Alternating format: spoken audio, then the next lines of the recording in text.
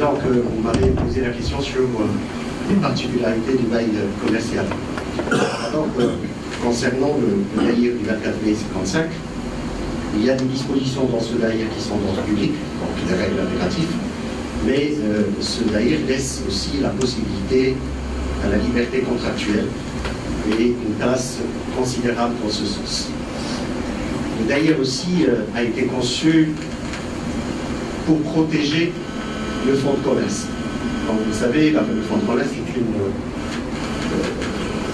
chose qui a été initiée en France. Elle n'existe pas dans tous les pays européens. Quelques pays européens ont pris le fonds de commerce comme base dans le cadre de l'exploitation d'une entreprise. Et au Maroc, là, le DAIR 55 a été un petit peu copié du texte français du décret loi de 1953. Et donc, il a repris la base du bail sur la base, bien sûr, du fonds de commerce. Et donc, il y a une forte protection de l'outil de travail qui est le fonds de commerce. C'est pour cela qu'on a des dispositions très protectrices du locataire dans ce texte. Bien sûr, on reviendra là-dessus dans le cadre du débat. Concernant le bail. Concernant le bail,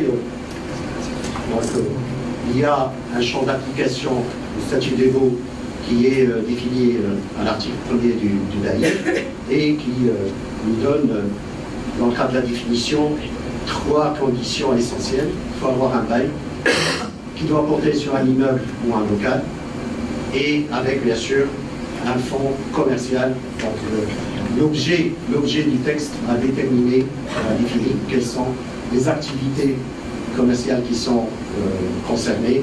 C'est un fonds commercial, industriel et artisanal. On reviendra plus au détail là-dessus. Je vois qu'il y a